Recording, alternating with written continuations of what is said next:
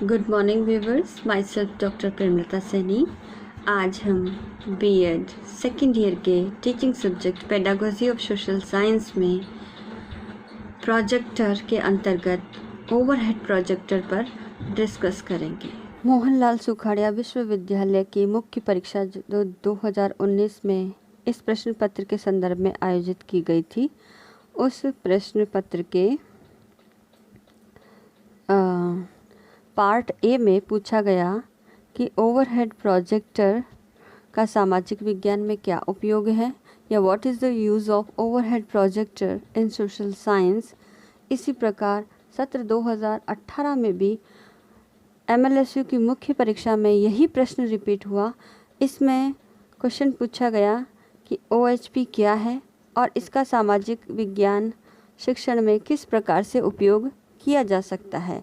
इस प्रकार ये भी बहुत इम्पॉर्टेंट टॉपिक है। ये 2 साल से नियमित रूप से MLSU की मुख्य परीक्षा में पूछा जा रहा है, तो आज इसी के ऊपर हम डिटेल में स्टडी करेंगे।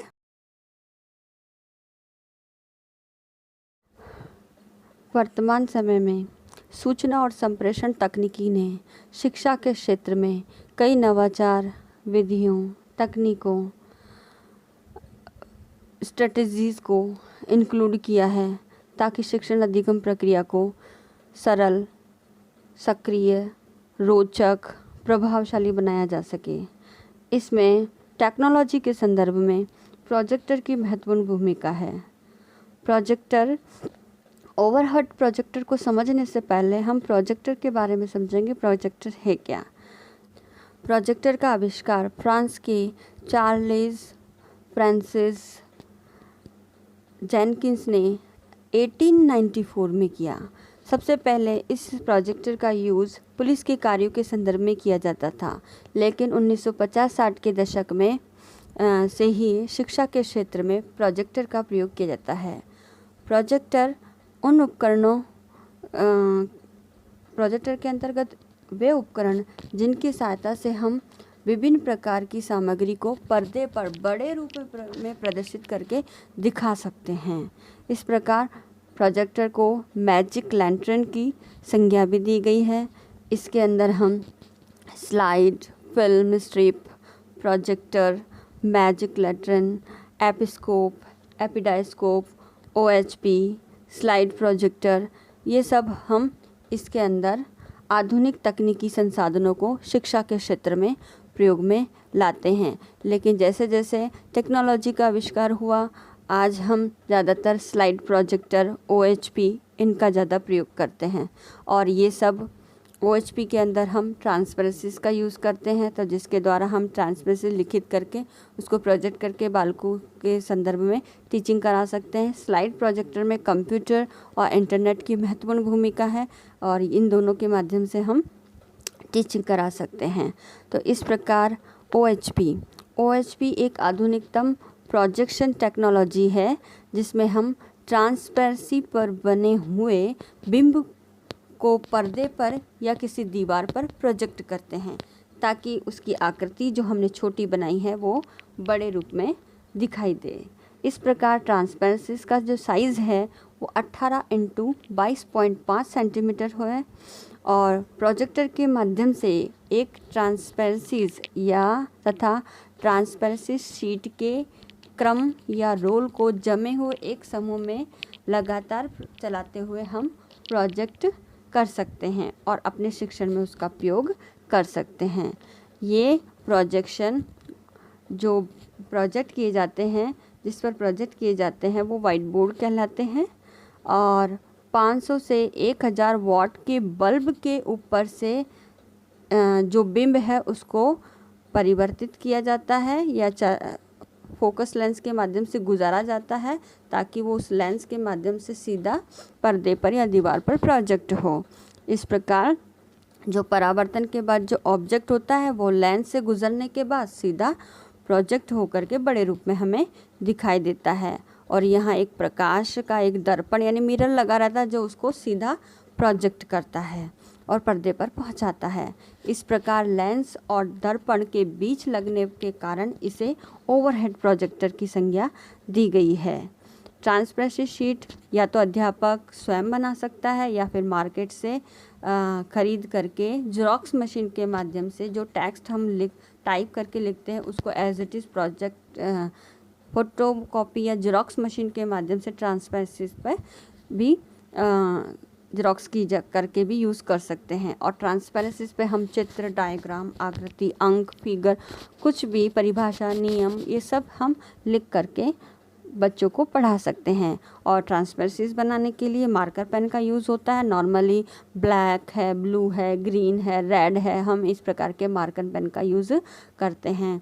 और ट्रांसपेरेंसी पर मुद्रित सामग्री को हम बड़ा या छोटा भी कर सकते हैं, यानी जितना हमें दिखाना है उतना पार्ट हम उस मिरर के जो पार्ट है उसके ऊपर रखें और प्रोजेक्ट करें। जितना नहीं दिखाना है वो हम अपने हिसाब से चेंजेस कर सकते हैं। OHP के जो भाग है उसमें सबसे पहला है कैबिनेट, प्रोजेक्टर लैंप, ठंडा करने की व्यवस्था के लिए शीतलक यंत्र लगा रहता है जिसमें पंखा चलता है जो उसको ठंडा रखता है ताकि टेम्परेचर ज़्यादा ना हो, और फोकस व्यवस्था जिसमें लेंस लगा रहता है जो सीधा प्रोजेक्ट करता है, और कैबिनेट उस प्रतिबिंब को अपने अंदर लेकर के और उस लेंस के ऊपर से गुजार करके और मिरर के माध्यम से प्रोजेक्ट करता है। तो इस प्रकार से OHP कार्य करता है। अब OHP की मुख्य विशेषताएं हैं कि यंत्र हाथ से उठाने योग्य है, यानी इसका साइज़ ज़्यादा नहीं होता, कम से कम 1 से 1.5 फीट जितना लंबाई चौड़ाई, यानी एक छोटा प्रिंटर के मुआफिक होता है। तो आसानी से हम इसे कैरी कर सकते हैं और आसानी से हम क्लासरूम टीचिंग के अंदर इसका उपयोग कर सकते हैं। इसके लिए कमरे में अंधेरा करने की ज़रूरत नहीं पड़ती। हम नॉर्मली प्रकाश के माध्यम से, जो प्रकाश आ रहा है उसके माध्यम से जो प्रोजेक्ट किया गया है उसमें प्रकाश की वेव्स ज़्यादा होती है, तो जो भी प्रोजेक्शन मटेरियल है वो साफ दिखाई देता है। और ट्रांसपेरेंसी का आकार 10x10 इंच तक की ट्रांसपेरेंसी को इसमें देखा जा सकता है। और छोटी वस्तुओं को स्लाइड पर प्रोजेक्शन किया जा सकता है, क्योंकि जो भी छोटी वस्तु है हम उसको भी रख करके प्रोजेक्ट कर सकते हैं।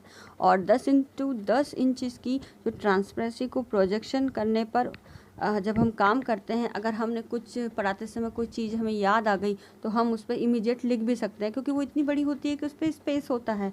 तो टीचर पढ़ाते समय भी कुछ टेक्स्ट, फिगर, कुछ भी अंक वगैरह लिख करके पढ़ा सकता है। इसके साथ ही इसमें अन्य किसी प्रोजेक्ट एक्सपर्ट की ज़रूरत नहीं पड़ती जिसकी हेल्प लेने की ज़रूरत हो। टीचर खुद ही उसे ऑपरेट कर सकता है और टीचिंग करा सकता है। साथ ही यह ब्लैक बोर्ड की तुलना में ज़्यादा आसान है, क्योंकि ब्लैक बोर्ड पे तो हर चीज़ लिखनी पड़ती है, लेकिन यहाँ पहले से ही पूर्व तैयारी करके हम अगर लेकर के आएँ तो टीचिंग आसानी से करा सकते हैं और ज़्यादा स्पष्ट रूप से दिखाई देता है। क्योंकि ब्लैक बोर्ड पर नॉर्मली चाहे वाइट बोर्ड हो, दूरी के संदर्भ में वो चीज़ें ज़्यादा स्पष्ट दिखाई नहीं देती, चाहे वाइट बोर्ड हो चाहे ब्लैक बोर्ड हो। तो अब इस प्रकार से हम इसकी मेन विशेषताएँ हमने आप देखी। अब ओवरहेड प्रोजेक्टर को यूज़ करने संबंधी कुछ ध्यान योग्य बातें हैं जो एज ए सोशल साइंस या अदर सब्जेक्ट में भी जो सब्जेक्ट टीचर इसे यूज़ कर रहा है OHP का, तो वो इस चीज़ों को ध्यान में रखें। इसके लिए पहला है कि पर्दे पर प्रतिबिंब को शिक्षक के कंधों से ऊपर स्तर तक रखना है, यानी जब टीचर पढ़ाए तो उसके शोल्डर से ऊपर वो प्रोजेक्ट किया हुआ चित्र दिखाई दे। दूसरा कि विद्यार्थी के द्वारा टीचिंग के दौरान जो उसके क्वेरीज हैं, प्रतिक्रियाएं हैं और क्वेश्चनिंग वो जो कर रहा है उस पर ध्यान दे और देखे और सुने और उनका समाधान करने का प्रयास करें। तब और शिक्षण अधिगम प्रक्रिया को इससे बहुत अधिक रुचिकर और प्रभावशाली बनाए रखने का भी प्रयास किया जा सकता है, क्योंकि हर चीज़ को ऑब्जेक्ट के माध्यम से एक सुंदर चित्रात्मक के माध्यम से दिखाई देता है और बड़ा दिखाई देता है, तो ज़्यादा इफ़ेक्टिव होती है। और प्रोजेक्ट्स के अंदर स्लाइड के आधार पर हम जैसे जैसे स्लाइड चलती है, जैसे जैसे ट्रांसपेरेंसी आगे बढ़ती है, टीचर उसके हिसाब से अपना व्याख्यान देता रहे, समझाता रहे, उदाहरण प्रस्तुत करता रहे और अपने इन दोनों में कोऑर्डिनेशन बना के रखे। जो प्रोजेक्शन में चित्र दिखाई दे रहा है या बात विचार दिखाई दे रहा है या टेक्स्ट दिखाई दे रहा है या अंक दिखाई दे रहा है, उसी के हिसाब से वो अपने बातों को कन्वे करे। साथ ही चित्र को समझाने के लिए पॉइंटर का यूज़ करें, हाथ से तो ज़्यादा प्रभावशाली नहीं लगता। और ट्रांसपेरेंसी बनाते समय इस बातों का ध्यान रखना चाहिए कि जितने वर्ड्स लिखे हैं वो 6 सेंटीमीटर तक के आकार के हो, ताकि प्रोजेक्शन के समय स्पष्ट दिखाई दे। और यदि 1 मीटर के पर्दे पर प्रोजेक्ट करना है तो विद्यार्थियों को 1 मीटर की जो प्रोजेक्शन चित्र है वो 6 मीटर तक स्पष्ट दिखाई देते हैं। तो इसी बात का ध्यान रखते हुए अपने बालकों की बैठक की व्यवस्था करनी है और बालकों को उस क्रम में बिठाना है। और अतः प्रोजेक्शन चित्रों के आधार पर 6 मीटर तक बालकों की बैठक की व्यवस्था करनी है।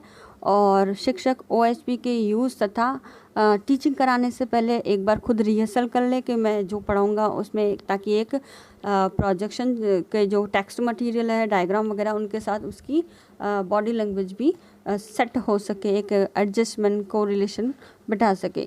और वर्तमान समय में सेमिनार्स है, वर्कशॉप्स है, जितने कॉन्फ्रेंसेस हो रहे हैं उसमें हायर एजुकेशन में इसका उपयोग ज़्यादा किया जाता है। और ट्रांसपेरेंसीज के माध्यम से लोग अपने स्पीचेस, अपने जो टॉपिक्स है उसका मैटर तैयार करके लाते हैं, जो बहुत अधिक प्रभावशाली होता है। साथ ही टीचर भी कॉन्फिडेंट तरीके से उसे प्रोजेक्ट करते हुए अपना व्याख्यान कर सकता है। तो ये बहुत ही महत्वपूर्ण है।